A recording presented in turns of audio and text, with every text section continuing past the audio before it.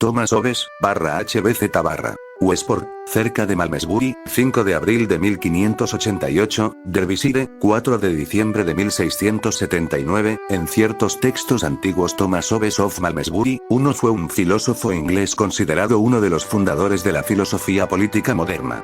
2-3 Su obra más conocida es el Leviatán, 1651, donde sentó las bases de la teoría contractualista, de gran influencia en el desarrollo de la filosofía política occidental. 4 Además del ámbito filosófico, trabajó en otros campos del conocimiento como la historia, la ética, la teología, la geometría o la física. 5-6 Además de ser considerado el teórico por excelencia del absolutismo político, en su pensamiento aparecen conceptos que fueron fundamentales del liberalismo, tales como el derecho del individuo, la igualdad natural de las personas, el carácter convencional del Estado, que conllevará a la posterior distinción entre este y sociedad civil, la legitimidad representativa y popular del poder político, al poder ser este revocado de no garantizar la protección de sus subordinados, etc. 7 Su concepción del ser humano como igualmente dependiente de las leyes de la materia y el movimiento, materialismo, sigue gozando de gran influencia, así como la noción de la cooperación humana basada en el interés personal. En su obra Leviatán, sostiene que todo lo que existe, incluidos los pensamientos, emociones y deseos humanos, puede explicarse en términos de materia física y movimiento mecánico.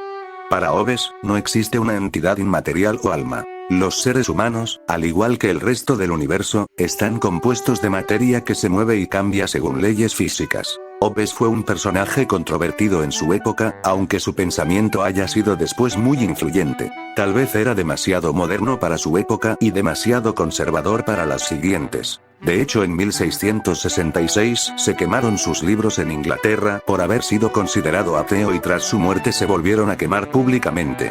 En vida tuvo que batallar sin tregua contra dos grandes enemigos, la Iglesia de Inglaterra y la Universidad de Oxford.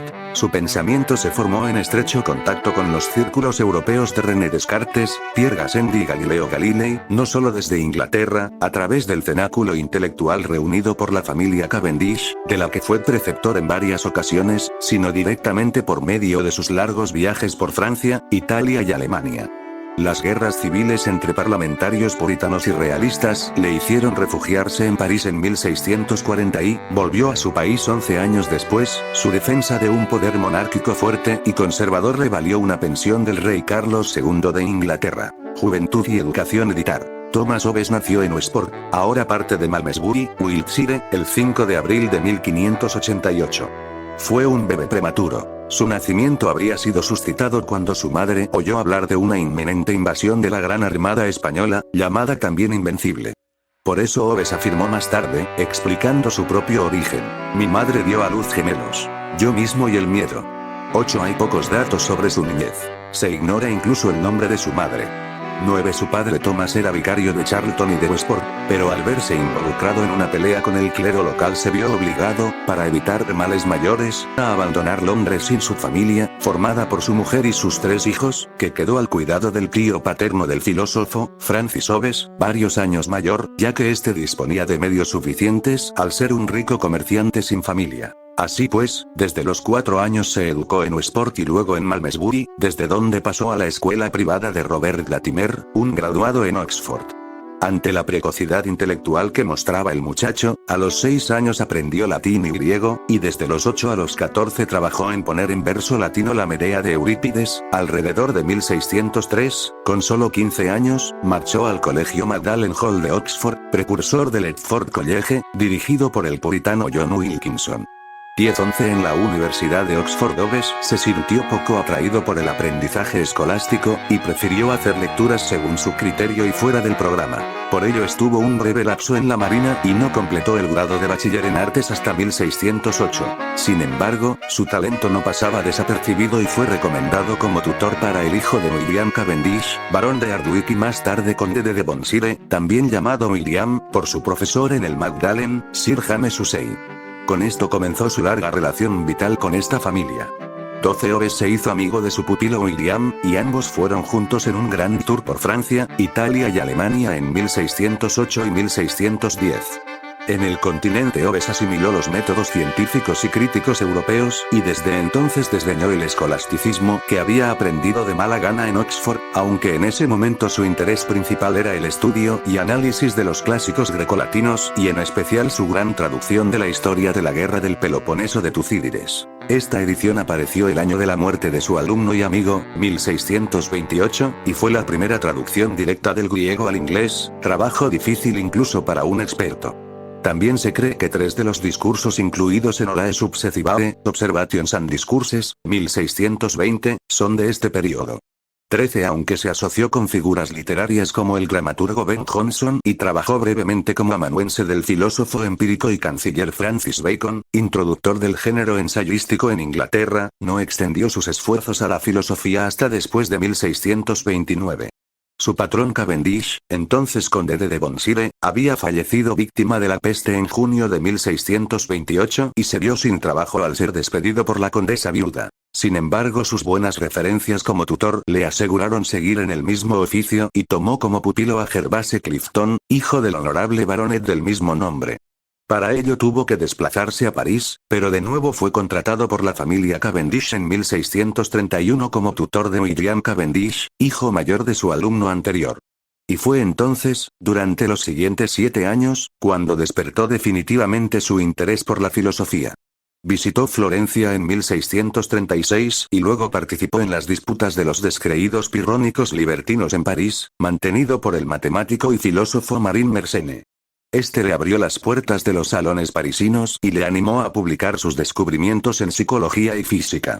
Hobbes describe en una autobiografía hasta qué punto ardía en él la vocación filosófica, su estado de meditación incesante, en vaca, en coche, a caballo. Es en este momento de su vida cuando concibe que el principio de su física será el conatus a movimiento, la única realidad que genera cosas naturales. Porque le pareció que este principio era capaz de fundar incluso ciencias humanas como la psicología, la moral y la política. En París el primer interés de Hobbes fue estudiar la física del movimiento, pese a lo cual desdeñó el trabajo experimental. Empezó entonces a concebir un sistema filosófico mecanicista y materialista al cual dedicaría toda su vida. Primero elaboró separadamente una doctrina ordenada sobre los cuerpos, que mostraba cómo los fenómenos físicos eran universalmente explicables en términos de movimiento. Luego extrajo al hombre del reino de la naturaleza y, en otro tratado distinto, mostró que movimientos corporales específicos estaban involucrados en la producción de los fenómenos particulares de la sensación, conocimiento, afectos y pasiones mediante los cuales el hombre, movido principalmente por el temor y el deseo, entra en relación con otros hombres iguales en una guerra de todos contra todos. Finalmente, consideró cómo los hombres se sintieron movidos a entrar desde ese hostil estado natural en una sociedad artificial, otorgando el monopolio de la violencia a una autoridad superior, y argumentó cómo esto debía ser regulado con un contrato social si los hombres no querían volver a caer en brutalidad y miseria. Por lo tanto, propuso unir los fenómenos separados del cuerpo, el hombre y el Estado. Hobbes volvió a Inglaterra en 1637, cuando el país estaba revuelto por el desacuerdo entre parlamentarios y rey. Sin embargo, hacia 1642 ya había escrito un breve tratado llamado Elementos de Ley Natural y Política que no fue publicado y solo circuló manuscrito entre sus conocidos. Con todo, una versión pirateada se publicó 10 años más tarde. Aunque parece que gran parte de los elementos de ley natural y política fue compuesta antes de la sesión del Parlamento corto, hay partes polémicas de este trabajo que claramente muestran su posición en la creciente crisis política. Pese a todo, la gran mayoría de los elementos del pensamiento político de Hobbes apenas se modificaron entre sus elementos de ley natural y política y su Leviatán, lo que demuestra que los eventos de la Guerra Civil Inglesa tuvieron poco efecto en su doctrina contractual. Sin embargo, los argumentos de Leviatán fueron modificados al tratar sobre la necesidad de consentimiento para crear obligaciones políticas. A saber, Hobbes escribió en The Elements of Law que los reinos patrimoniales no estaban necesariamente formados por el consentimiento de los gobernados, mientras que en Leviatán argumentaba que sí lo estaban. Esto quizá reflejaba la opinión de Hobbes sobre la controversia del acuerdo o su reacción a los tratados publicados por Sir Robert Filmer y otros entre 1640 y 1651. Cuando en noviembre de 1640 el Parlamento largo sucedió al corto, Hobbes sintió que estaba en peligro por la circulación de su tratado y huyó a París, sin regresar en 11 años. En París, se reincorporó al cenáculo de Mersenne y escribió una crítica a las meditaciones de René Descartes que se imprimió como la tercera entre las objeciones adjuntas, obteniendo respuesta de Descartes en 1641. Un conjunto diferente de observaciones sobre otros trabajos de Descartes se difundieron solo tras concluir su correspondencia mutua. Hobbes también amplió sus propios trabajos con una tercera sección, Decibe, que se terminó en noviembre de 1641. Aunque inicialmente solo circuló en forma privada, fue bien recibida e incluyó argumentos repetidos una década más tarde en su Leviatán. Luego volvió a revisar las dos primeras secciones de su trabajo y apenas publicó salvo un breve tratado de óptica, Tractatus Opticus, incluido en la colección de tratados científicos publicados por Mersenne como Cogitata Físico-Matemática en 1644.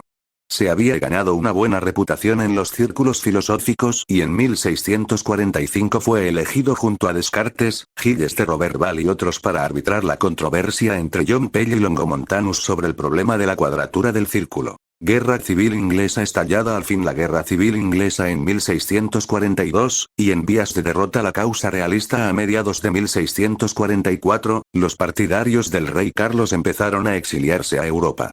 Muchos fueron a París y Hobbes pudo así tratarlos. Esto revitalizó las esperanzas políticas de Hobbes y su Decibe se volvió a publicar distribuido en una esfera más amplia. La imprenta Elzeviriana de Ámsterdam de Samuel de Sorbiere publicó en 1646 este trabajo con un nuevo prefacio y algunas notas nuevas para responder a las objeciones. En 1647, Hobbes tomó el puesto de instructor matemático del joven Carlos, príncipe de Gales, que había llegado desde Jersey en julio. 14 en este puesto estuvo hasta que en 1648 Carlos fue a Holanda. Rodeado de realistas exiliados, Hobbes compuso su Leviatán, donde exponía su teoría del gobierno civil en relación con la crisis política obra de la guerra. Hobbes comparó al Estado con el monstruo bíblico Leviatán, compuesto de hombres y creado bajo la presión de las necesidades humanas, pero disuelto por la guerra civil suscitada por las pasiones humanas. El trabajo se cerró con una revisión y conclusión general, en respuesta a la guerra, que respondió a la pregunta: ¿tiene un sujeto el derecho de cambiar de lealtad cuando el poder de un antiguo soberano para protegerlo se pierde irrevocablemente? Durante los años de la composición de Leviatán, Hobbes permaneció en París o en sus cercanías. En 1647, sin embargo, una enfermedad grave casi acaba con él y lo tuvo incapacitado durante medio año. Al recuperarse reanudó sus trabajos y completó la obra hacia 1650. Mientras tanto se estaba traduciendo el de Decibe. Los eruditos no se ponen de acuerdo en si fue el propio Hobbes el que lo tradujo. En 1650, se publicó una edición pirateada de The Elements of Law Natural and Politic. Se dividió en dos volúmenes pequeños. En 1651, la traducción del latín al inglés del Decibe se publicó bajo el título Philosophical Rudiments concerniente al gobierno y la sociedad. Mientras tanto, se produjo la impresión de la obra mayor, y finalmente apareció a mediados de 1651, titulada Leviatán, o la materia, forma y poder de una riqueza común, eclesiástica y civil. Tenía el famoso grabado de la página del título que representaba a un gigante coronado por encima de la cintura que se elevaba por encima de colinas que dominaban un paisaje, sosteniendo una espada y un báculo y formado por diminutas figuras humanas. El trabajo tuvo un impacto inmediato. Pronto, Hobbes fue más elogiado y censurado que cualquier otro pensador de su tiempo. El primer efecto de su publicación fue romper su vínculo con los realistas exiliados, que bien podrían haberlo matado. El espíritu secularista de su libro enfureció enormemente tanto a los anglicanos como a los católicos franceses. Hobbes apeló al gobierno inglés revolucionario para su protección y huyó a Londres en el invierno de 1651.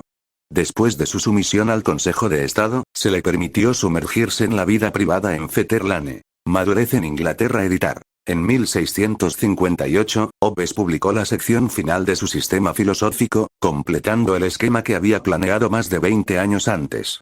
De Homine consistió en su mayor parte en una elaborada teoría de la visión. El resto del tratado se ocupó de forma somera de algunos de los temas más tratados en Human Nature y Leviatán.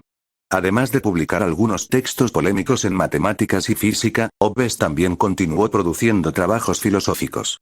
Desde el momento de la Restauración, adquirió una nueva prominencia. El hobbismo se convirtió en sinónimo de todo lo que una sociedad respetable debería denunciar. El joven rey, el antiguo alumno de Obes, ahora Carlos II, recordó a Obes y lo llamó a la corte para concederle una considerable pensión de 100 libras esterlinas. El rey fue importante para proteger a Obes cuando, en 1666, la Cámara de los Comunes presentó un proyecto de ley contra el ateísmo y la profanación. Ese mismo año, el 17 de octubre de 1666, se ordenó que el comité al que se remitió el proyecto de ley debería estar facultado para recibir información tocante a libros como el ateísmo, la blasfemia y la profanación, en particular, el libro del Señor Obes llamado Leviatán.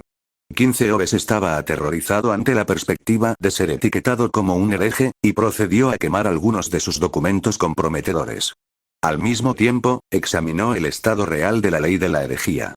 Los resultados de su investigación se anunciaron por primera vez en 3 diálogos cortos agregados como apéndice a su traducción latina de Leviatán, publicada en Ámsterdam en 1668.